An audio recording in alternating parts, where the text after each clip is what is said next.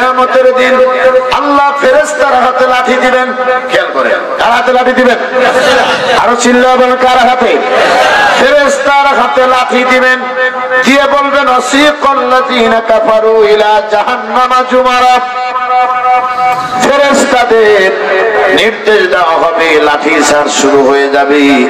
এই লাঠি চার্জ করে আল্লাহ রাব্বুল আলামিনের ফেরেশতারা তাদেরকে জাহান্নামের দিকে তাড়ায় নিয়ে যাবে।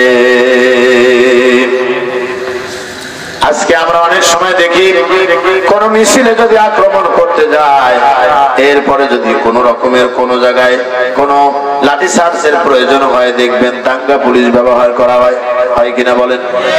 দাঙ্গা পুলিশ এক মোড় থেকে বাড়ি আরম্ভ করে, কে বুড়ো মানুষ, কে যুবক মানুষ, কে বয়োবৃদ্ধ, কে পথিক। কয়েকদিন আগে যে মার আরম্ভ হলো মিছিলে, আপনারা দেখেছেন, দলীয় লোককে ধরে নিয়ে থানায় চলে গেছে, জিজ্ঞাসা করছে আপনি কোন দলের? আমি তো ওই দলের। বলে তাহলে আপনি কেন এখানে? আমি নিজেও তো জানি না আমি কেন এখানে। সংগ্রামী বন্ধুগণ, কিয়ামতের দিন এটা হবে না। ফেরেশতার হাতে লাঠি দেওয়ার পরে ফেরেশতা যে বাড়ি আরম্ভ করবি, এই বাড়ি দেওয়ার কারণে যে জান্নাতে আর জাহান্নামীরা ভাগ হয়ে যাবে তা যাবে না, বরং এমন ভাবে পৃথক আল্লাহ করে আগেই রাখবেন যে ভিতরে ঢোকার মতো কোনো পরিবেশ হবে না। আমার বাপ ছিল মুসলমান, আমিও মুসলমান, আমার সন্তানও মুসলমান, গরু খাওয়া সুন্নত খাইছি। কথা কয় না? বিরক্ত লাগতেছেন নাকি আপনাদের? আমার খারাপ লাগতেছে। আমি চতুর্দিকে তাকায় থেকে দেখতেছি যা কি যে বিপদে আছি। মাননীয় স্পিকার, আজকের কামরা শেষ করাই কঠিন, তারপরও আছি। আল্লাহু আকবার বলেন। হেরে যাওয়া যাবে? রেগে যাবো তো হেরে যাবো, বলেন ঠিক কিনা? সুতরাং রাগ যেখানে সেখানে সফলতা নাই, ধৈর্য যেখানে সেখানেই সফলতা। আমরা আজকের এই 100 মানুষ প্রমাণ করব, আগামীকাল যারা আসলে ওরাই ব্যর্থ, আমরাই সফল। একমত তো ইনশাআল্লাহ? জি, কোনো কথা নাই, চলবে আলোচনা, খেলা হবে, ঠিক কিনা বলেন? খেলা হবে না? বেশি খেলা যাবে না, খেলে আবার ভেঙে পড়ে যাবে, ঝামেলা হবে। এই দুনিয়াটা প্রশস্ত, এই জমিন শুধু বাংলাদেশ আমার নয়, শুধু ইন্ডিয়া আমার নয়, শুধুমাত্র পাকিস্তান আমার নয়, শুধু উপমহাদেশ আমার নয়, গোটা পৃথিবী আমার। বলেন ঠিক কিনা? জমিন কার? একটু আওয়াজ দিয়ে অন্তরটাকে পরিষ্কার করে বলো, জমিন কার? সুতরাং সেই জমিনে, প্রশস্ত জমিনে ওরা যাবে, হাবশায় গেলেও ওরা আমার আইনি মানবে। আল্লাহু আকবার। তোমাদের দেশ থেকে মানুষগুলো কেনই আসলো, আবার কেনই বা তাদেরকে তোমরা ধরে নিয়ে যাবে? নিশ্চয়ই কোনো কারণ আছে। সুবহানাল্লাহ বললেন না? নিশ্চয়ই কোনো কারণ আছে। এই কারণটা না জানা পর্যন্ত আমার দেশের কোন মানুষ যারা মক্কা থেকে এসেছে, এদেরকে তোমাদের হাতে তুলে দেওয়া হবে না। আল্লাহ বলে, বান্দারে আমার উপর ভরসা করো, আমাকে তুমি আয়া বলে মেনে নাও, আমাকে তুমি আইনদাতা বিধানদাতা মেনে নাও, আমার কাছে আত্মসমর্পণ করো, আমি সমস্ত বিপদ থেকে আমার কুদরত দিয়ে তোমারে বাঁচায় দিব। এদিকে লেখা থাকবে। আমি আজকের এই অবস্থাকে অবশ্যই আমার ডায়েরিতে লিখে রাখবো অথবা মনে রাখবো। আপনাদের উচিত ছিল আমার ক্যাসেট শুনে যেভাবে দাওয়াতগুলো নেওয়া হয়, যারা যোগাযোগ করেন ওনারাই জানেন যে একটা ডেট মিলাতে কত কষ্ট হয়। আজকে আমাকে কথা বলতে হবে, বড় ডিফিকাল্ট বিষয়, কঠিন বিষয়, এবং এটাকে ডেলিভারি দেওয়ার মতো মন মেজাজ আর আপনাদের ফিডব্যাক তথা আপনাদের উত্তর পাওয়ারও একটা পরিবেশ জরুরি বলে মনে করি। আপনারা কি আমার সঙ্গে এই কথাগুলোর দ্বিমত পোষণ করছেন? এটা কথা বলেন। আমার তো একটা অভ্যাস আছে, আমি বাহিরে কাউকে ডেকে এনে ওয়াজ করি না। মাইকের আওয়াজ শোনা যাচ্ছে 1/2 কিলোমিটার দূর থেকে, শোনা যাচ্ছে না? তারপরও যদি ডেকে এনে বলতে হয় ভাই আসেন একটু শোনাই, তাহলে মনে করবেন জোর করে বিয়ে পড়ায় দিলে ও বউ ভাত খেতে চায় না। জোর করে কাউকে ইমানের পথে আনা যায় না যদি না ইচ্ছায় আসে। মসজিদের পাশ দিয়ে বাড়ি, মসজিদের নামাজ পড়ে 1/2 মাইল দূর থেকে এসে পাগল মানুষ, বৃদ্ধ বয়সের মানুষ মসজিদের সাথে লাগানো, সারা রাত ঘুমালো, ফজর নামাজের আযানটাই ওর বিরক্তির কারণ হলো। বোঝা গেল দূর থেকে নবীকে না দেখে অস্করণী দাঁত ভাঙলেন, আর পাশে থেকে আবু জেহেল দাঁত নবীজির ভাঙলেন। তাহলে মনটা চিত্র ঠিক কিনা বলেন? তো এই জন্য আমি আপনাদের কাছে একটু কথা পরামর্শ করে আজকের এই প্রোগ্রামের পরিবেশের আদরে আমি কিছু কথা আপনাদের বলতে চাই। আপনারা কি আসলে একটা ঘন্টা সময় আমার সাথে থাকতে পারবেন? পারবেন তো ইনশাআল্লাহ। কোনো ডাকাডাকি মারামারি করবো না। আমরা চাই আজকে কেমন যেন আমার কাছে একেবারে মনটা একবারে জমিয়ে পড়ে। আপনাদের দেখে মনে হলো যে এ পাওয়ার সে না পাওয়াই ভালো ছিল। যেটাই হয়েছে ফয়সালা কার? হ্যাঁ, এইগুলো মানুষ আপনারা জবাব দিবেন, ফয়সালা কার? আমরা কি কাউকে ডাকবো? গ্রামের মানুষ আসেন আসেন, আমরা আপনাদেরকে জান্নাত বিক্রি করতেছি, আপনাদের এক প্যাকেট দিয়ে দেবো, আসেন, এই কথা বলবো? কি দরকার পড়ে গেছে? আপনি যদি আরামে খেয়ে দিয়ে ঘুমিয়ে শান্তি পান, আর কবরে যদি এই পরিচয় নিয়ে যে শান্তি পান, আমার এত মাথা ব্যথা কেন? কথা বলেন না কেন? আমার তো দায়িত্ব প্রচার করা, হেদায়েত দেওয়ার মালিক কে? এর আগের বক্তা বলছে, চেয়ারম্যানও বলছে না, আমি বসে বসে শুনেছি কি ওয়াজ হয়েছে। আমার বন্ধুগণ, আল্লাহ রাব্বুল আলামিন কোরআনুল কারীম দিয়েছিলেন। আজ থেকে এই পৃথিবী যখন অন্ধকারে নিমজ্জিত, পৃথিবীর যখন কোনো আলো ছিল না, পৃথিবীর মানুষ যখন বিপদগামিতার শীর্ষে, এমন একটি সময় আল্লাহ রাব্বুল আলামিনের পক্ষ থেকে আলো দেওয়ার প্রয়োজন হলো।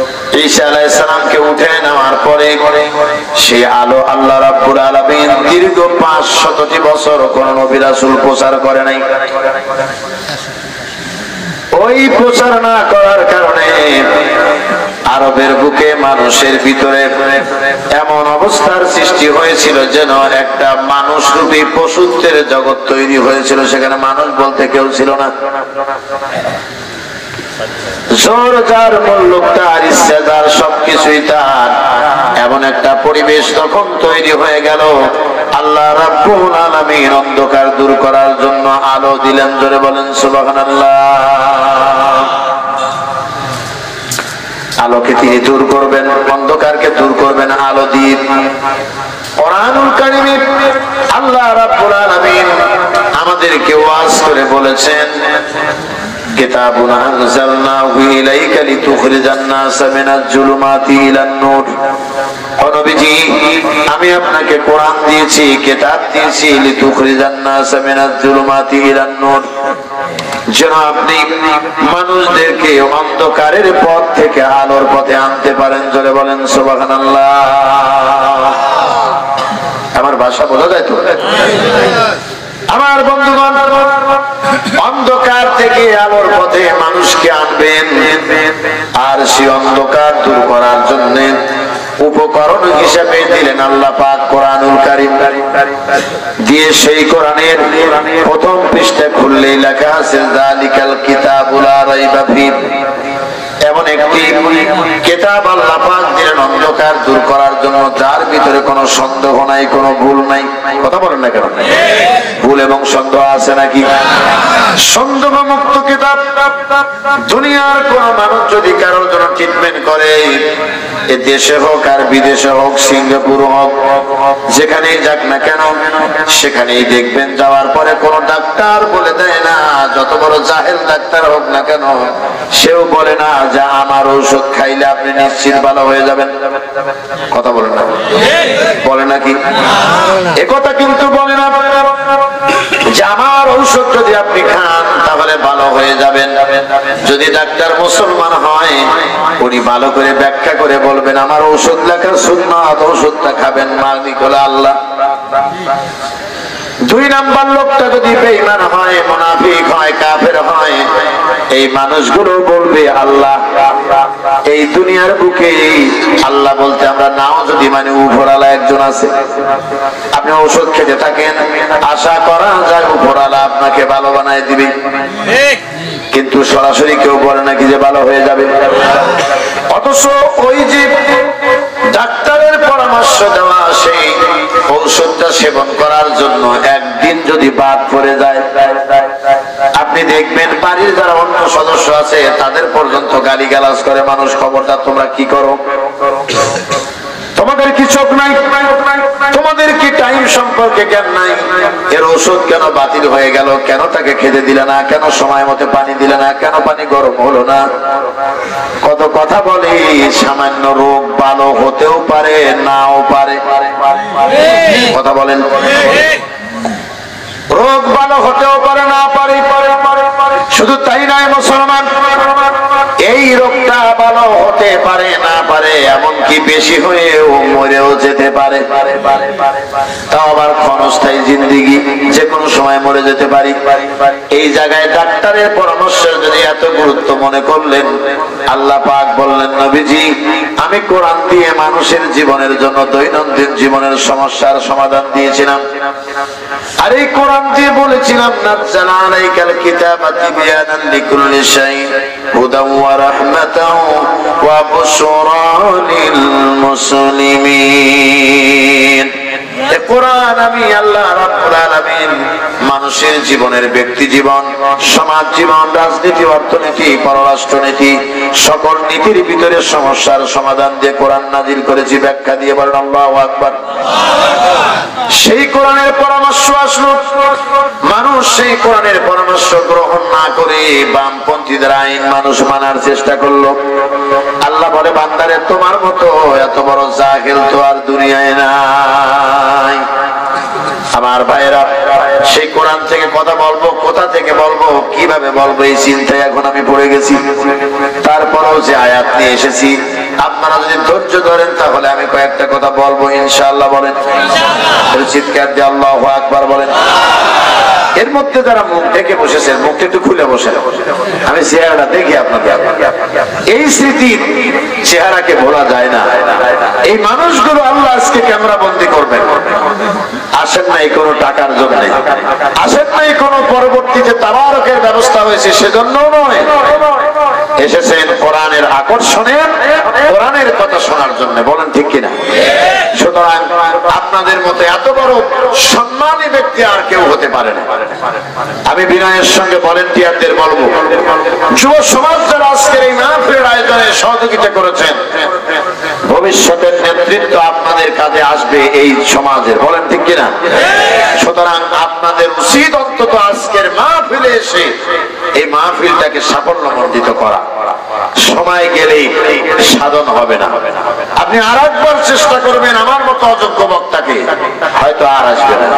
তার কারণ সময়ের সঙ্গে সঙ্গে মানুষের রুচিরও পরিবর্তন হয়, হয় কিনা বলেন? তবে আমি আপনাদের হতাশ করছি না। আমরা অন্য 10টি মাহফিলের মতো আজকেও আমরা কথা বলবোই, কথার কোনো বিকল্প নাই। বলেন ঠিক কিনা? এ কথা নিশ্চিত মনে রাখবেন। বামপন্থীরা চেয়েছিল এ বাংলাদেশে যেন কোরআনের কথা আর না বলে। এই জন্য অনেক জায়গায় দেখবেন তাফসীর মাহফিল লিখতে দেয় না। তাফসীর মাহফিল লিখেই প্রশাসনের কাছে গেলে অনুমতিও দিয়ে সাহস পায় না। দেখছেন তো, কথা বলে না, ভয় পান, ভয় পান। আমার ভাইরা, তাফসীর মাহফিল লিখে যদি কোনো থানায় কাগজ দেয়, থানায় থেকে বলে সর্বনাশ তাফসীর মাহফিল, এর মানে হলো কোরআনের আসল গুমর্ত মানুষ জেনে যেতে পারে। এই হলো তাদের আতঙ্ক, এই হলো তাদের ভিতরে ভয়। এজন্য ওরস শরীফ লেখেন, কোনো সমস্যা নাই। নামই দিচ্ছেন ওরস শরীফ। ওরস পবিত্র, শরীফ শব্দের অর্থ হলো পবিত্র। আপনি লিখেই দিচ্ছেন ওরস শরীফ। এখন প্রশাসন আসুক আর নেতারা আসুক, এসে দেখে বলে সর্বনাশ, পবিত্র জিনিসের উপরে হাত দিয়া আমরা কেন অপবিত্র হব? এজন্য তারা হাত দিতে চায় না। ইসালে সোয়াব মাহফিল, ওয়াজ মাহফিল, আজিম উৎসাহ, বিভিন্ন শব্দ ব্যবহার করে কোরআনের পথকে রুদ্ধ করার চেষ্টা করতেছে। বলেন ঠিক কিনা? এর মধ্যে থেকে আবার কিছু মানুষ, গত কয়েকদিন আবার গেছি শ্রীমঙ্গলে, আল্লাহর রহমতে আপনাদের তো সারা দেশে কথা বলি আমরা। শ্রীমঙ্গলে যাওয়ার পরে সেখানে আবার লেখছে অন্যতা, যার নামও বলা যাবে না। আমি যিনি দাওয়াত দিচ্ছেন ওনাকে বললাম, ভাই এই নামটা দিচ্ছেন কেন? আমারে দাওয়াত দিচ্ছেন, আমি একটা দেশে পরিচিত বক্তা, আপনি আমাকে এইভাবে প্রশ্নবিদ্ধ করছেন কেন? ভাই আপনি জানেন না, শুধুমাত্র আমাদের মাহফিল নয়, অত্র এলাকায় তাফসীর মাহফিল লিখলে কোনো অনুমোদন দেওয়া হতো না। এই নাম দিয়া ভিতরে আমাদের জিনিস ঢুকাই দিছি, লেবেল লাগাইছি নকল, আর মাল ঢুকাই দিছে আমাদের। আল্লাহু আকবার বললে এখন আপনার মতো আপনি বক্তব্য দেন, আল্লাহু আকবার বলেন। প্রিয় বন্ধুগণ, এই হলো বাংলাদেশের 92% মুসলমানের বাংলাদেশের চিত্র। আপনি মনে করতেছেন যে আপনি এটা দল করেন, দল ক্ষমতায় আছে, আমার দাপটে এলাকায় কেউ কথা বলতে পারতেছে না। আপনি মনে মনে ভাবতেছেন যে আমি ওই দলের একজন গর্বিত সদস্য হয়ে আমি ইসলাম মানি, কোরআন মানি, মাঝে মধ্যে মিলাদ পড়াই, হুজুর দিয়ে খাওয়াই। এই যদি ইসলাম হতো তাহলে মানবতার নবীর মতো মানুষের দাঁত ভাঙার কোনো প্রয়োজন ছিল না। ইসলাম আরো বেশি কি নবীজি নিরাপদে প্রচার করতে পারতেন, বলেন ঠিক কিনা? কিন্তু ইসলাম ধর্ম একটি কঠিন ধর্ম। যারা বলে ইসলাম ধর্ম সহজ ধর্ম, আমি মনে করি ইসলাম ওরা বোঝেই। তার কারণ ইসলাম ধর্মের মতো সঠিক ধর্ম এবং ইসলাম ধর্মের মতো কঠিন ধর্ম আমার মনে হয় আর নাই। তার কারণ কিভাবে? রাস্তায় একটা মেয়ে হেঁটে যাচ্ছে, ইসলাম বলতেছে যে এক দৃষ্টি দিলে প্রথম দৃষ্টিতে এটি তোমার দৃষ্টি, কিন্তু দৃষ্টি দেওয়ার পরে ফিরে আনতে হবে। যতক্ষণ তাকায় থাকবে যে একবারই দেখুন তাকান যাবে, তাহলে মোটামুটি আধা ঘন্টা তাকায় দেখি, পরে না চোখের পলক কি তোমার রূপের ঝলক, তাকায় আছে আধা ঘন্টা। ইসলাম বলতেছে না এটা হারাম, দ্বিতীয়বার তাকানো যাবে না। তাহলে সেই ইসলাম ধর্ম সহজ কিভাবে হলো? যেখানে চোখের সামনে নারী হেঁটে যাচ্ছে, টেলিভিশন খুললে নারী এসে হাজির হচ্ছে, ফেসবুক ইন্টারনেট খুললে অর্ধলঙ্গ ছবি এসে হাজির হয়ে যাচ্ছে, কথা বলেন ঠিক কিনা? তাহলে সেখানে ইসলাম ধর্ম যারা বলতেছে সহজ, তারা এগুলো পালন করে সহজ মনে করতেছে। আসলে এগুলো বাদ দিয়ে তারপরে দেখো ইসলাম ধর্ম সহজ না কঠিন। কি বাবা, কথা খারাপ বলছি? আপনি মনে করতেছেন যে আমার বাপ ছিল মুসলমান, আমিও মুসলমান, আমার সন্তানও মুসলমান, গরু খাওয়া সুন্নত খাইতেছি, কথা কয় না? বিরক্ত লাগতেছেন নাকি আপনাদের? আমার খারাপ লাগতেছে। আমি চতুর্দিকে তাকায় থেকে দেখতেছি যা কি যে বিপদে আছি। মাননীয় স্পিকার, আজকের কামরা শেষ করাই কঠিন, তারপরও আছি। আল্লাহু আকবার বলে। হেরে যাওয়া যাবে? রেগে যাবো তো হেরে যাবো, বলেন ঠিক কিনা? সুতরাং রাগ যেখানে সেখানে সফলতা নাই, ধৈর্য যেখানে সেখানেই সফলতা। আমরা আজকের এই 100 মানুষ প্রমাণ করব, আগামীকাল যারা আসলে ওরাই ব্যর্থ, আমরাই সফল। একমত তো ইনশাআল্লাহ? জি, কোনো কথা নাই, চলবে আলোচনা, খেলা হবে, ঠিক কিনা বলেন? খেলা হবে না, বেশি খেলা যাবে না, খেলে আবার ভেঙে পড়ে যাবে, ঝামেলা হবে। আমার বন্ধুগণ, তরুণ সমাজ, তোমাদেরকে বলছি, দৃষ্টি আকর্ষণ করছি, মেহেরবানি করে খেয়াল করো। যে কথাটা বলতেছিলাম, কোরআনের মাহফিল অনিরাপত্তা হওয়ার পিছনে কারণ হলো কোরআনের মাহফিলে কোরআনের কথা যখন বক্তারা বলে, তখন যারা প্রকৃত আলেম, যারা ইসলামী আন্দোলনকে ভালোবাসি, তারা বাতিলের চোখ রাঙানিকে পরোয়া করে না। তারা বলে যে কথা হবে, আর হক কথার কোনো বিকল্প নাই, বলেন ঠিক কিনা? আমি আশ্চর্য হয়ে যাই মাঝে মধ্যে, কিছু লোক আছে যারা আমাদেরকে গায়ে হাতাইয়া আদর যত্ন করিয়া হাতিয়া তহবা দিয়া মঞ্চ উঠাইয়া দেয়। হুজুর আপনার খুব ভক্ত আমি, সেই কোরআন হাদিস থেকে ওনার অপরাধটা তুলে ধরি। হুজুর এত খাবার খাওয়াইলাম, শেষ পর্যন্ত আমারই গলায় রশি লাগাইলেন, আপনি এটা কি ঠিক করলেন? আমার বন্ধুগণ, ইসলাম তো সুস্পষ্ট ধর্ম, অস্পষ্ট ধর্ম নয়। আল্লাহ রাব্বুল আলামিন কোরআনুল কারীমের ভিতরে বলেছেন, কুল ইয়া ইবাদি আল্লাযীনা আমানু তাকু রাব্বাকুম লিল্লাযীনা আহসানু ফি হাযিহিদ দুনিয়া হাসানা ওয়া আরদুল্লাহি ওয়াসিআ ইন্নামা ইউওয়াফফাস সাবিরুনা আজরাহুম বিগাইরি হিসাব। আল্লাহু আকবার বলে। আমি তেলাওয়াত করছি এই কোরআনুল কারীমের 39 নাম্বার সূরা, সূরা জুমার নাম কি? বলেন বলেন, সূরা জুমার। এই সূরা জুমারে আমি তেলাওয়াত করেছি 10 নাম্বার আয়াত। কত নাম্বার আয়াত? এই 10 নাম্বার আয়াত থেকে কয়েকটি কথা বলবো বলে ইচ্ছা পোষণ করেছি। মালিক তোমার রহমত দিয়ে, করুণা দিয়ে আমাদেরকে সাহায্য করো, বলেন আমিন। এই পাবনার জমিন শহীদের রক্ত ভেজা জমিন, এই পাবনার জমিন ইসলামী আন্দোলন তথা ডানপন্থীদের জমিন, এটি বামপন্থীদের জমিন নয়, বলেন ঠিক কিনা? পাবনার জমিন আমি কথা বলেছি অসংখ্য মাহফিলে, অসংখ্য মাহফিল এবং বড় বড় মাহফিলে কথা বলেছি। হাদল মাদ্রাসায় একাধিকবার বলেছি, এরপরে আপনাদের সুধানগর ফাজিল মাদ্রাসায় বলেছি, এছাড়াও সাথিয়াতে অনেক প্রোগ্রাম যেখানে আল্লাহ কথা বলাইছেন। চাটমোহর বালুচর মাঠে টানা 2 বছর প্রধান বক্তা হিসেবে কথা বলেছি। প্রিয় বন্ধুগণ, এছাড়াও ভাঙ্গুড়া, চাটমোহর, এরপর ড্যামরা, ফরিদপুর, এই সমস্ত এলাকাতে আমাদের প্রোগ্রাম হয়েছে। অনেক পদ্মা কলেজ, বিভিন্ন এলাকায় প্রোগ্রাম, শালগাড়িয়া আমরা প্রোগ্রাম করেছি। কিন্তু দাওলামান ট্রাস্টের প্রোগ্রাম আমাকে দাওয়াত দেওয়ার পরেও উদ্যোগ করা হয়েছে, সে প্রোগ্রাম আমাকে কথা বলার মতো পরিবেশ করে দেওয়া হয়নি। প্রিয় বন্ধুগণ, আমি ভাবছিলাম যে আজকের মাহফিলে শ্রোতা বোধ হয় ওরকমই হবে, কিন্তু তারা আমার কথা রাখলো না, রাখলো ভুট্টো সাহেবের কথা। তারা সবাই যার যার চিন্তা সেই করলো। আল্লাহ মাফ করে দেওয়া, বলেন আমিন। আমার ভাইরা, তাহলে আলোচনা করছি কোন সূরা থেকে বলেন তো? কাল পর্যন্ত বলে কেউ? সূরা জুমার। কত নাম্বার সূরা? 39 নাম্বার সূরা, সূরা জুমারে কত নাম্বার আয়াত?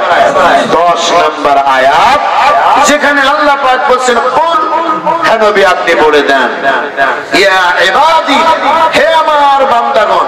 কে বলতেছেন? আল্লাহ বলতেছেন, আল্লাযীনা আমানু, যারা ঈমান আনয়ন করেছে। তাহলে আল্লাহর বান্দা বলতে যারা ঈমান আনছেন তাদেরকে আল্লাহ বলতেছেন যে তোমরা যারা আমার বান্দা হিসেবে ঈমান গ্রহণ করেছো, তারা আমি আল্লাহকে ভয় করো। আল্লাহু আকবার বলেন। কি করো? কি করো বলেন তো? ভয় করো। আর কি করো? লিল্লাযীনা আহসানু ফি হাযিহিদ দুনিয়া হাসানা। আল্লাহ বলছেন দুনিয়ায় যারা কল্যাণকর কাজ করে আল্লাহ তাদের জন্য রেখে দিয়েছেন তার কল্যাণের প্রতিদান। সুবহানাল্লাহ বলেন। আল্লাহ বলছেন ওয়ারদুল্লাহি ওয়াসিআ, আর আল্লাহর দুনিয়াটা হলো প্রশস্ত। ঠিক আছে? এরপরে আল্লাহ পাক বললেন, ইন্নামা ইউওয়াফাস সাবিরুনা আজরুহুম বিগাইরি হিসাব। নবী আপনি আরো মানুষদেরকে বলে দেন তারা কারা?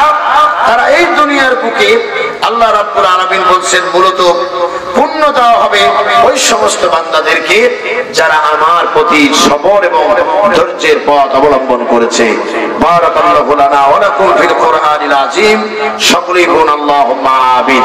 আর সেই পুরস্কারটা হবে বিগাইরি হিসাব, হিসাব ছাড়া পুরস্কার আল্লাহ দিবেন। আল্লাহু আকবার বলেন।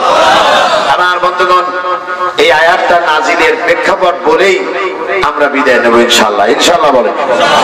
আমার ভাইরা, এই সূরাটি নাজিল হয় মানবতার পরম বন্ধু জনাবে মুহাম্মদুর রাসূলুল্লাহ সাল্লাল্লাহু আলাইহি সাল্লামের উপরে মক্কার জমিনে। এমন সময় এই সূরাগুলি নাজিল হলো। মক্কার সূরাগুলোকে 3-6 ভাগে ভাগ করা হয়েছে। জোরে বলেন, কয় ভাগে? নাজিলের দিকে বিবেচনা করলে কোরআনুল কারীমে আল্লাহ রাব্বুল আলামিন যে সমস্ত সূরা মক্কার 13 বছরে নাজিল করেছেন, এই 13 বছরের সূরাগুলি আল্লাহ রাব্বুল আলামিন যে নাজিল সময় দিয়েছিলেন তার ভাগ হলো 6টা। বলেন কয়টা? এই 6 ভাগে ভাগ করে যে সূরাগুলি আল্লাহ নাজিল করেছেন তার ভিতরে প্রথম দিকের সূরা হলো সূরা আজ-জুমার। এই সূরার 70 এবং 73 নাম্বার আয়াতে জুমার শব্দ থেকে এই সূরার নামকরণ করা হয়েছে। আল্লাহ পাক বলেছেন, ওয়াসিফাল্লাযীনা কাফারু ইলা জাহান্নামা যুমারা। কিয়ামতের দিন আল্লাহ ফেরেশতার হাতে লাঠি দিবেন। খেয়াল করেন, কার হাতে লাঠি দিবেন? আরো চিল্লা বলেন, কার হাতে? ফেরেশতার হাতে লাঠি দিবেন, দিয়ে বলবেন, ওয়াসিফাল্লাযীনা কাফারু ইলা জাহান্নামা যুমারা। ফেরেশতাদের নির্দেশ দেওয়া হবে, লাঠি চার্জ শুরু হয়ে যাবে। এই লাঠি চার্জ করে আল্লাহ রাব্বুল আলামিনের ফেরেশতারা তাদেরকে জাহান্নামের দিকে তাড়ায় নিয়ে যাবে। আজকে আমরা অনেক সময় দেখি কোন মিছিলে যদি আক্রমণ করতে যায়, এরপরে যদি কোন রকমের কোন জায়গায় কোন লাঠি চার্জের প্রয়োজন হয়, দেখবেন দাঙ্গা পুলিশ ব্যবহার করা হয়, হয় কিনা বলেন? দাঙ্গা পুলিশ এক মোড় থেকে বাড়ি আরম্ভ করে, কে বুড়ো মানুষ, কে যুবক মানুষ, কে বয়োবৃদ্ধ, কে পথিক। কয়েকদিন আগে যে মাঝ আরম্ভ হলো মিছিলে, আপনারা দেখেছেন দলীয় লোককে ধরে নিয়ে থানায় চলে গেছে, জিজ্ঞাসা করছে আপনি কোন দলের? আমি তো ওই দলের। বলে তাহলে আপনি কেন এখানে? আমি নিজেও তো জানি না আমি কেন এখানে। সংগ্রামী বন্ধুগণ, কিয়ামতের দিন এটা হবে না।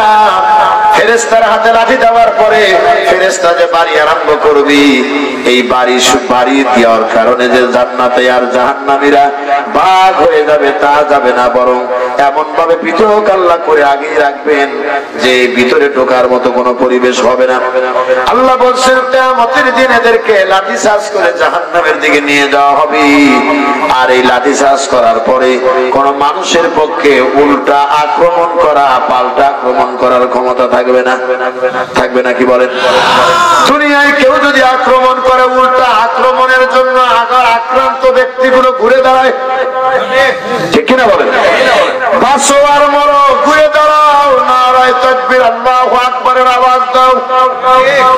উঠে যায় মার খায়, লাঠি খায়, আবার নিজেরাও অনেক সময় দেয়। কিন্তু অনেক সময় দেখা যায় যারা মার খায় তাদেরকে দেখানো হয় না, যারা না খায় তাদের অসুস্থ বানায় শোয়ায় রাখা হয়। এটা অভিনয় করানো হয়। কোন বাবা, আমার জীবনে আমি একটা ঘটনা ঘটছিল, তার জীবনে কোনোদিন ওয়াজে বলি নাই, আজ মনে পড়লো, বলবো নাকি? গ্রামে এক জায়গায় মারামারি লাগছে। মারামারি লাগার পরে দুই গ্রুপ মারামারি হয়েছে, এক গ্রুপ নিয়ে রওনা দিছে। ভাগ্যক্রমে আমি ছোট মানুষ, ওই গ্রুপের গাড়ির ভিতরে আমি পড়ে গেছি। তখন সে ছেলেটাকে আক্রমণ করা হয়েছে, তার পাশে থেকে তার বোন জামাই ডেকে বলছে তোরে যখন নিয়ে যাব, তখন ওরা যখন তোর গায়ে হাত দিবে, যেখানে হাত দিবে শুধু বলবি ব্যথা, শুধু বলবি ব্যথা। কথা কি বুঝতে পারছেন?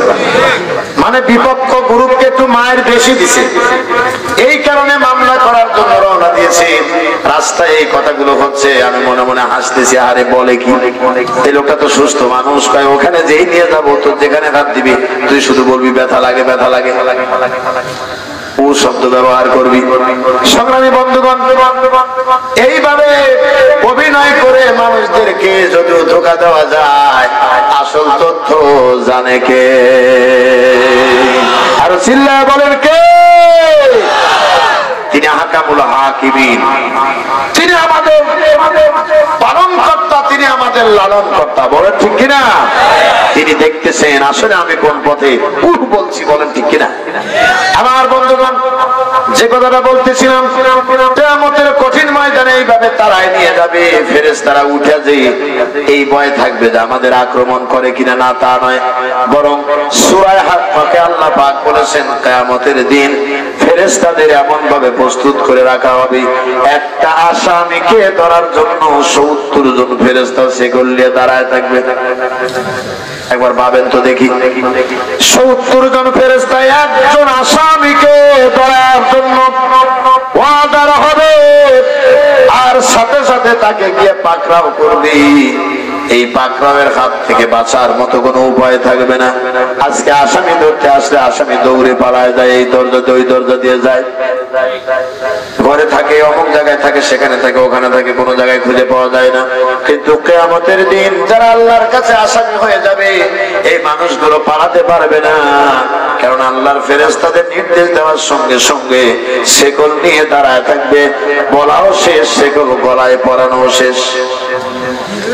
সেই জন্য সূরা জুমারের 70 এবং 73 নম্বর আয়াত থেকে এই সূরার নামকরণ করা হয়েছে। এটা কখন নাজিল হলো? আল্লাহ রাব্বুল আলামিন মানবতার নবীকে তিনি পাঠালেন, তিনি দ্বীনের দাওয়াত দিলেন, কালেমার দাওয়াত যখন দিচ্ছিলেন, আরবের মানুষেরা এই কালেমা গ্রহণ করা মানুষের উপর অত্যাচার চালালো, নির্যাতন চালালো, নিপীড়ন চালালো। এমন অত্যাচার নিপীড়ন জীবনে কোনোদিন কল্পনাও কেউ করে নাই। আজ আমরা বাংলাদেশের মুসলমান কালেমা নিয়ে এত কথা আমরা বলি, কেউ কালেমা নিয়ে জিকির করতে করতে সামিয়ানা টেনে ছিঁড়ে ফেলে দেই, আবার কেউ আবার জিকির করতে করতে মসজিদের কোণে ডিস্টার্ব করি। কথা বলেন না কেন? রাগ হইতেছে আমাদের? আমার বন্ধুগণ, এমনও জিকির আছে, জিকিরের কোয়ালিটি পাল্টে গেছে, এখন ডিজে জিকির হয়ে গেছে। কথা বলেন না কেন? এমন ভাবে জিকির করতেছে, আর এক গ্রুপ আছে হু হু করতেছে, আসলে ভিতরে কি আছে বোঝাও বড় মুশকিল। এইভাবে কালেমার জিকির চালায় দিচ্ছি। আল্লাহ বলেন, ওই কালেমার আওয়াজ যখন নবীজি প্রচার করলেন, সবচেয়ে বড় ভাবার বিষয় হলো মক্কা নগরে যে সময় এই সূরাটি নাজিল হয়, আল্লাহর নবী ওই সময় মদের বিরুদ্ধে কথা বলে নাই, ওই সময় সুদের বিরুদ্ধে নবীজি কথা বলেন নাই, জিনা ব্যভিচারের আইনও তখন নাজিল হয় নাই, কোন বিধিবিধান তখনও দেওয়া হয় নাই। শুধুমাত্র বলা হয়েছে 3 দফার দাওয়াত বাস্তবায়ন করো। 1 নাম্বার দফা হলো এক আল্লাহ বলে মেনে নাও। চিল্লায় বলেন আল্লাহ কয়জন? একটু আওয়াজ দিয়ে সবাই বলেন কয়জন? এক আল্লাহকে মেনে নাও। ওই আল্লাহকে মেনে নেওয়ার পরে আর দ্বিতীয় কোন ইলার কাছে মাথা নত করা যাবে না। এই ছিল আমার নবীর প্রথম দাওয়াত। 2 নাম্বার দাওয়াত হলো আমি যা নাজিল করেছি নবীজি এটা মানুষকে মেনে নিতে বলেন। 3 নাম্বার হলো কিয়ামতের দিন আমার সামনে দাঁড়াতে হবে, বিচারের কাঠগড়ায় আসতে হবে, ওই দিন সম্পর্কে মানুষদের ভয় দেখা। এই 3টা কাজ তারা করত। সংগ্রামী বন্ধুগণ, আমি যে কথাটা আপনাদের বোঝানোর জন্য যথাসম্ভব চেষ্টা করছি, ওই সময় ঈমান আনলেন আল্লাহর নবীর কাছে এসে ঈমান গ্রহণ করা কিছু ব্যক্তি এসে জাফর বিন আবি তালেব, নবীজির আপন চাচাতো ভাই, জোরে বলেন কি? নবীজির আপন চাচাতো ভাই হযরত আলীর আপন ভাই। এই লোকটা ঈমান আনলেন, কিন্তু অত্যাচার নির্যাতন এতই বেশি হয়েছিল যা কল্পনাও করা যায় না। এমন সময় আল্লাহর নবীর কাছে তারা এসে বললেন, গো আল্লাহর নবী, আমাদের কষ্ট হচ্ছে, মক্কার মানুষ আমাদেরকে ধরে ধরে মারে, নির্যাতন করে, নিপীড়ন করে, আপনি যদি একটু অনুমতি দেন তাহলে আমরা এই মক্কা নগরে আর থাকতে চাই না, আমরা অন্য দেশে হিজরত করতে চাই। কালেমার ভিতরে কি লুকিয়ে ছিল? 4 কারণে। কালেমার আওয়াজ শোনার সাথে সাথে বামপন্থীদের কলজায় আগুন লেগে গেছে। আর আজকে আজ বাংলাদেশের জমিনে কালেমার আওয়াজ দিয়ে ভিক্ষুক ভিক্ষা করতেছে। কথা বলেন না কেন আপনারা? কালেমার জিকির, কেউ বা কালেমাকে অর্ধেক বানিয়ে জিকির, কেউ বা ভুল জিকির, কেউ বা দাঁড়ায় জিকির, কেউ বা বসে জিকির, কেউ বা সকালে সন্ধ্যায় তাসবির জিকির, বলেন ঠিক কিনা? কেউ বা মঞ্চে বসে জিকির, কেউ বা আবার বক্তাকে জড়ায় ধরে খোদা বলে দাবি। কত কাহিনী চলছে এই জিকির নিয়ে, অথচ শুধুমাত্র কেবলমাত্র কালেমার দাওয়াত গ্রহণ করাই ছিল তাদের অপরাধ। মানবতার নবী ডেকে বললেন, তোমরা যদি কিছু লোক যদি হাবশায় হিজরত করতে চাও তাহলে করতে পারো, অনুমতি দেওয়া হলো। আল্লাহু আকবার বলেন। তখনই এই আয়াত নাজিল হয়। আমি ঘটনাটা একটু বলবো কিনা? চিল্লায় আবার বলবো? কষ্ট লাগতেছে ভাইজান? কষ্ট লাগতেছে? সংগ্রামী বন্ধুগণ, এই যে আল্লাহ পাক বলছেন ওয়া'আদুল্লাহি ওয়াসিআ, এই দুনিয়াটা প্রশস্ত, এই জমিন শুধু বাংলাদেশ আমার নয়, শুধু ইন্ডিয়া আমার নয়, শুধুমাত্র পাকিস্তান আমার নয়, শুধু উপমহাদেশ আমার নয়, গোটা পৃথিবী আমার। বলেন ঠিক কিনা? জমিন কার? একটু আওয়াজ দিয়ে অন্তরটাকে পরিষ্কার করে বলো, জমিন কার? সুতরাং সেই জমিনে, প্রশস্ত জমিনে ওরা যাবে, হাবশায় গেলেও ওরা আমার আইনি মানবে। আল্লাহু আকবার বলেন। দুইটা কথা এখানে বলা হয়েছে, না হয় তোমরা হিজরত করো, আর না হয় ধৈর্যের পথ অবলম্বন করো, সবর করো। আল্লাহু আকবার বলেন। এই নির্দেশনা ছিল কার? হাবশায় হিজরতে গেলেন হযরতে জাফর বিন আবি তালেব হলেন তাদের নেতা। কে নেতা? জাফর বিন আবি তালেব, নবীজির আপন চাচাতো ভাই। চেহারার ভিতরে একটু হলেও তো নবীজির ঘ্রাণ আসা স্বাভাবিক, বলেন ঠিক কিনা? কণ্ঠের আওয়াজ এরকমই হওয়া স্বাভাবিক। আমার বন্ধুগণ, জাফর বিন আবি তালেব সহ কয়েকজন সাহাবী রওনা দিলেন হাবশাতে। হিজরত করতে যাওয়ার পরে আবু জেহেলরা মিটিং বসেছে। এই লোকগুলো নতুন মানুষ গেল কোথায়, এদেরকে ধরার ব্যবস্থা করো। নাউজুবিল্লাহ বলেন। এদেরকে ধরার ব্যবস্থা করো। অনুসন্ধান করা হলো, তদন্ত করা হলো। সেই তদন্তের রিপোর্টে রিপোর্ট খুঁজে পেল যে এই পাশের দেশে ওরা হিজরত করতে গেছে। আবু জেহেলরা বলল, তাহলে এই পাশের দেশে আমরা আমাদের প্রতিনিধি পাঠায় দেব এই মানুষগুলোকে ধরে আনার জন্য, মারার জন্য, অত্যাচার করার জন্য। সংগ্রামী বন্ধুগণ, আপনি আছেন পাবনার জমিনে, আপনি বাংলাদেশের পুরো খবর জানেন না। আমার দেশের মিডিয়া তিলকে তাল বানাতে পারে, আবার তালকে তিল বানায় দিতে পারে। সত্যকে মিথ্যা বানায়, আবার মিথ্যাকে দিবালোকের ন্যায় সত্য বানায়। কথা বলেন ঠিক কিনা? হাজার হাজার তরুণ এ বাংলার জমিন ছেড়ে জীবন বাঁচানোর তাগিদে বিদেশে বাড়ি জমিয়েছে আমার দেশের সোনার ছেলেদের অত্যাচারে, বলেন ঠিক কিনা? আপনারা জানেন না, আমরা সারা দেশে ঘুরে দেখেছি। বন্ধুগণ, আপনাদের কষ্ট হচ্ছে নাকি? এই যুবক ছেলে মেলে কথা বলতে চাও তোমরা, একে তো মার ছোট, তারপর আমি কিন্তু দেখতেছি কে কথা বলতেছো।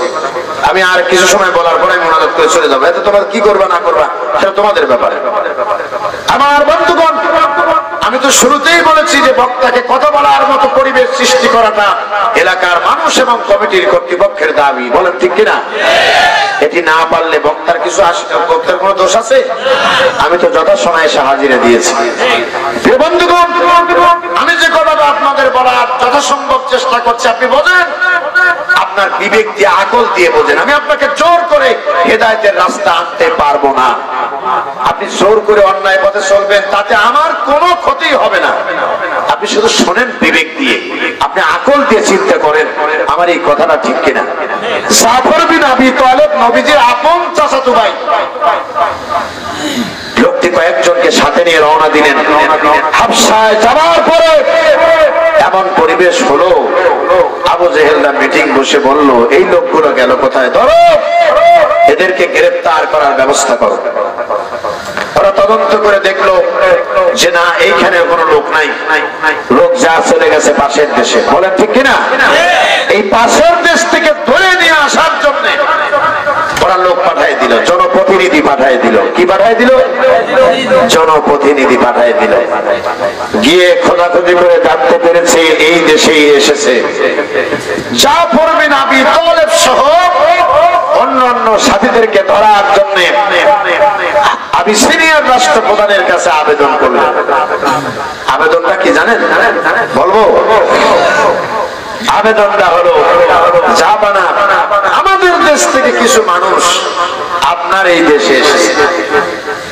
এই লোকগুলো উচ্ছৃঙ্খল, এই লোকগুলো আমাদের সমাজের নীতি মানে না, এই লোকগুলো আমাদের সমাজের যারা প্রধান তাদের কোনো কমান্ড মানে না। সুতরাং এদেরকে আমাদের হাতে দিয়ে দিন, আমরা আমাদের দেশে নিয়ে যাব।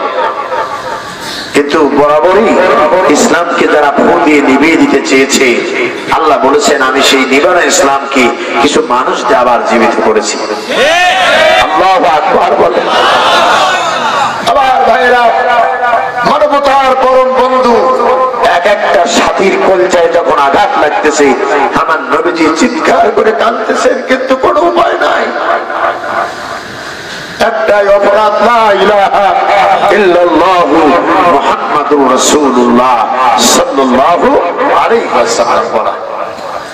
আমার ভাইরা, আবিসিনিয়া রাষ্ট্রপ্রধানের কাছে যে আবেদন চলে গেছে,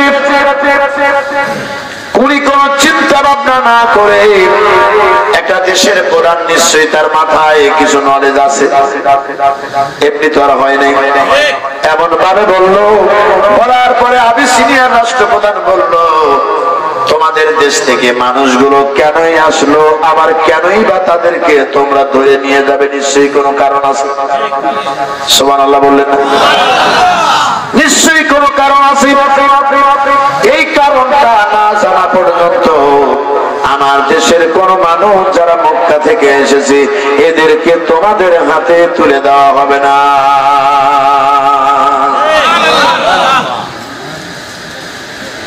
আল্লাহ বলে, বান্দারে আমার উপর ভরসা করো, আমাকে তুমি আল্লাহ বলে মেনে নাও, আমাকে তুমি আইনদাতা বিধানদাতা মেনে নাও, আমার কাছে আত্মসমর্পণ করো, আমি সমস্ত বিপদ থেকে আমার কুদরত দিয়ে তোমারে বাঁচায় দিব।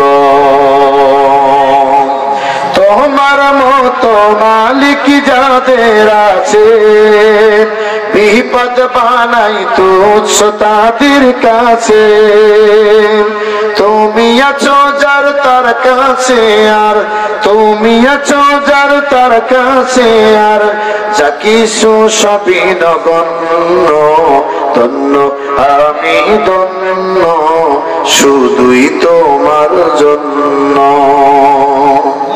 তোমার মতো মালিক, তোমার মতো ইলাহ আছে বলে আমি ধন্য, বলেন ঠিক কিনা? আল্লাহ তুমি আমাদের মাফ করে দাও, আমিন বলা যায় না? আমার বন্ধুগণ, জাফর বিন আবি তালেব এবং অন্যান্য সাথীদেরকে আবিসিনিয়া রাষ্ট্রপ্রধান লোক পাঠায়া ধরে নিয়ে আসার ব্যবস্থা করলেন। আবু জেহেলদের প্রতিনিধিকে বলল, এই অধিবেশনে তুমি বসে থাকো, আমাদের রুমে তুমি বসে থাকো, তোমাকে যাবে যেতে দেওয়া হবে না। কেন মুসলমানরা এসেছে একটু জানা দরকার, একটু আওয়াজ দিয়ে আল্লাহু আকবার বললে খুশি হই ভাইজান। আল্লাহর বন্ধুগণ, জাফর বিন আবি তালেবকে নিয়ে আসা হলো, কয়েকজনকে ধরে একসঙ্গে একেবারে রাজ দরবারে বসে থেকে কথা জিজ্ঞাসা করা হচ্ছে, তোমার নাম কি? বলে, আমার নাম জাফর বিন আবি তালেব। বলে, তোমার সাথী সহ তোমরা কেন মক্কা থেকে এসেছো? বলে, আমাদের নেতা মুহাম্মদুর রাসূলুল্লাহ সাল্লাল্লাহু আলাইহি ওয়াসাল্লাম তিনি নবী, নতুন নবীর আগমন ঘটেছে, শেষ নবী তিনি, আর তার কথাই আমরা ঈমান এনেছি। বলে, তোমাদের কাজ কি বলো? বলে, আমরা নামাজ আদায় করি, মানুষের কোনো ক্ষতি করি না, আর আমাদের মাথাটা কি মূর্তির কাছে নত করি না। বলে, তাই নাকি? বলে, হ্যাঁ। বলে, তোমার নবীর উপরে কোরআন নাযিল হয়? বলে, হ্যাঁ। বলে, ওই কোরআন তোমরা কি একটু পড়তে পারো? জাফর বিন আবি তালেব উচ্চ আওয়াজ দিয়ে ডেকে বললেন, জাপানা যদি অনুমতি দেন তাহলে আমি একটু পড়ে শোনাই। পড়তে লাগলেন। সুবহানাল্লাহ বলবেন না? এখনো বাংলাদেশে তেলাওয়াত হয় নাকি বলেন? এখনো তেলাওয়াত হয়, এখনো সৌদি আরব যারা যান সেখানেও তেলাওয়াত হয়, মক্কাতেও তেলাওয়াত হয়।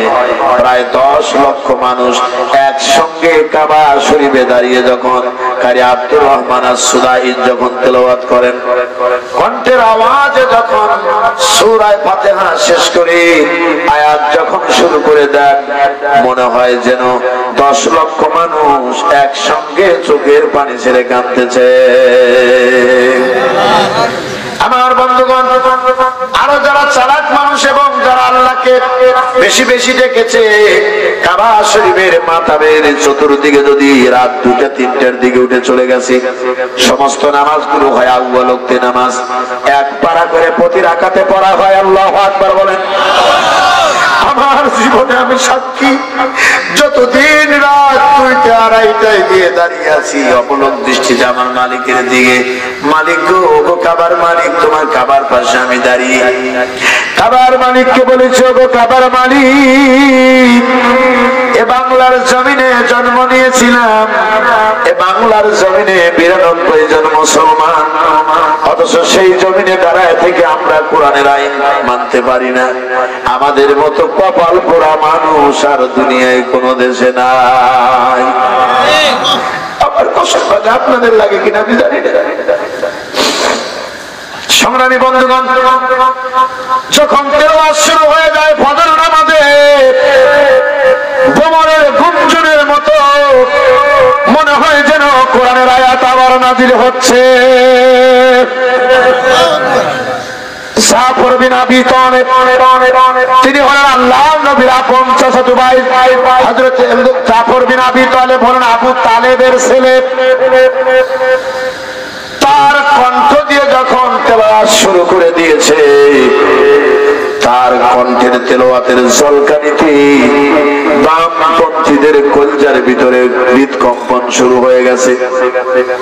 তেলাওয়াত করতে করতে যখন তেলাওয়াত বন্ধ হয়ে গেল, আমি সিনিয়র রাষ্ট্রপ্রধান ডেকে বলল, ও কুরাইশদের প্রতিনিধি, তুমি ফিরে যাও তোমার নেতাদের কাছে, গিয়ে ডেকে বলো এই সমাজে যারা এসেছে, আমি সিনিয়ায় যারা এসেছে, এই মানুষগুলোকে আমরা যেতে দিব না। কেননা এই মানুষগুলো যদি যায়, তোমরা আবার জুলুম অত্যাচার নির্যাতন করবে।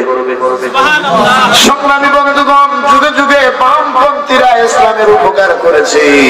তথাকথিত নামধারী মুসলমানেরা ইসলামকে গলা টিপে হত্যা করেছে। ইসলাম কমপ্লিট কোড অফ লাইফ, একটি পূর্ণাঙ্গ জীবন ব্যবস্থার নাম ইসলাম। সেই ইসলামকে আজকে বাইপাস করা হয়েছে। সংগ্রামী বন্ধুগণ, কষ্ট হয়ে গেল আপনার? আমি যে সময় আপনাদেরকে দিয়েছিলাম 11:15, ঘড়ির দিকে তাকায় দেখেন 5 মিনিট কম 11:15 বাজে। আর 5 মিনিট আলোচনা করব, তাতে রাজি আছেন তো ইনশাআল্লাহ? না, আরে না না, এভাবে বলবেন না, এত নিষ্ঠুর হবেন না আপনারা, এত নিষ্ঠুর আপনারা হবেন না। আমি এমনিতেই কম কথা বলি, এই জিকির আজগার, এই বিভিন্ন মানে আবল তাবল বলে সময় নষ্ট আমি একটু কম করি। আমি কি আপনাদের আননেসেসারি কিছু বলছি? আল্লাহু আকবার বলেন। তাহলে আমরা 11:15 পরে আবার হুজুর বলছে যে আপনার হাতে কেউ কিছু দিতে পারে, আপনি বলেন তো দেখি, দেখি মহা মুসিবত আমার কাছে দিবেন আপনারা।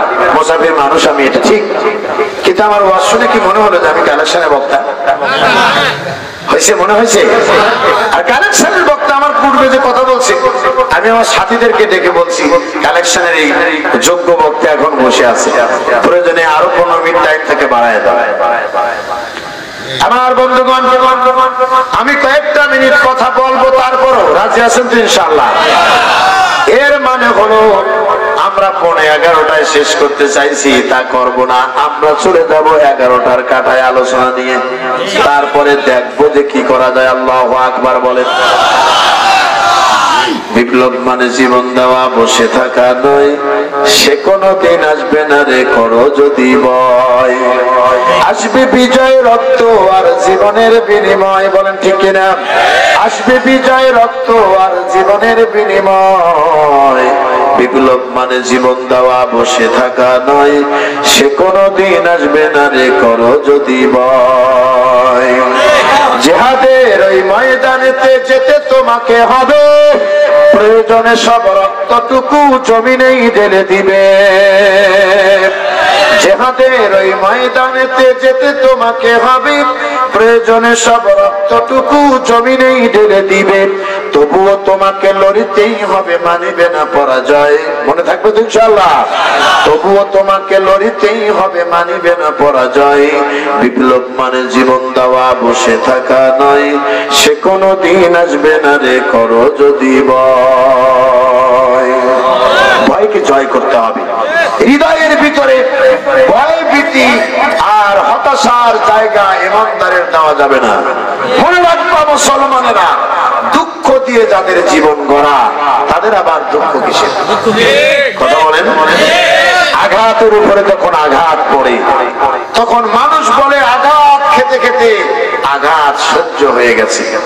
অত্যাচার, নির্যাতন, নিপীড়িত মানুষের দৈনন্দিন জীবনের একটি রুটিন। এই রুটিনের সদস্য হয়ে আর ইসলামের পথকে ছেড়ে দেওয়া যায় না মুসলমান।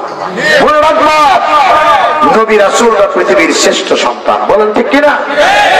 এদের উপরে আর কোন সন্তান আছে? নবী রাসূলরা হলেন পৃথিবীর শ্রেষ্ঠ মানুষ। যিনি কওমি আলেম ওনাকে জিজ্ঞাসা করবেন, উনিও বলবেন নবী রাসূলরা আঘাত খেয়েছেন। যিনি আলিয়ার আলেম তিনিও বলবেন, যিনি আওয়ামী লীগ করেন তিনিও বলেন, বলেন ঠিক কিনা? যিনি বিএনপি করেন তিনিও বলেন, বাম ডান যারা আছে সবাই বলেন নবী রাসূলরা অনেক কষ্ট করেছে, কথা বলেন ঠিক কিনা? কিন্তু সেই কষ্ট না করে নবী রাসূলদের সাথে হওয়া যাবে কি? চিল্লায় বলেন যাবে? আমার দেশের কিছু মানুষের মাথার স্ক্রু ঢিলা হয়ে গেছে। এই মানুষগুলো মনে করে যে ইসলাম বোধহয় এত সহজ ধর্ম। গেলাম টঙ্গীর ইজতেমায়, জীবনে হজ করতে না পারলে এটাই হজ বলে চালায় দেবে। কিছু কথাই ফেসবুকে দেখলে আপনারা, আমার কোন ব্যক্তিত্বের কোন কথা আমি বলতে চাই না। আমার জীবনে আমি ঘাত প্রতিঘাত দেশের সর্বোচ্চ পরিসরে আমরা কথা বলি। আল্লাহু আকবার বলেন। আমরা কথা বলি, বিতর্কিত কোন কথা আমরা মঞ্চে বলতে পছন্দ করি না। তবে কিছু কিছু কথা একেবারেই হতাশ, একেবারেই হৃদয়টা ভেঙে চুরমার হয়ে যায়। কাবা শরীফ যেটা আল্লাহ পাক নির্ধারিত করে দিয়েছেন,